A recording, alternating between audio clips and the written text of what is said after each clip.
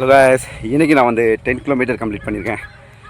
இன்றைக்கி 10 கிலோமீட்டர் வந்து 67.5 மினிட்டில் வந்து நான் கம்ப்ளீட் பண்ணியிருக்கேன். நான் ஓடுறது வந்து மெட்டல் ரோடு, நிறைய அப்ஸ் அண்ட் டவுன்ஸ். ஸோ ஓடுறது எனக்கு வந்து கொஞ்சம் சிரமமாக தான் இருக்குது. ஆனாலும் வந்து 10 கிலோமீட்டர் முடிக்கணும் அப்படிங்கிறது என்னுடைய டாஸ்க். அதை நான் முடிச்சிட்டேன். ஸோ 2 வழியே தாங்கக்கூடிய அளவுக்கு நம்ம எப்போதும் தயாராக இருக்கணும். ஒன்று பார்த்திங்க அப்படின்னா, டாக்டர்ஸ் வந்து ஒரு காலகட்டத்தில் நமக்கு வந்து நோயெலாம் வரும்பொழுது சொல்லுவாங்க, நீங்கள் வந்து உடற்பயிற்சி பண்ணியே தான் ஆகணும் அப்படின்னு சொல்லி. அந்த இடத்துல வந்து சில நாட்கள் உடற்பயிற்சி பண்ணுவோம், பண்ண மாட்டோம், இப்படி மாறி மாறி வரும். அந்த இடத்துல உடற்பயிற்சியில் வர வலியை விட இன்னொன்று மன ரீதியாக, ஐயோ இப்படி ஒன்று இருக்கே அப்படின்னு சொல்லி நமக்குள்ளே வர அந்த மன வலி இருக்கே, அது ரொம்ப மோசமானது.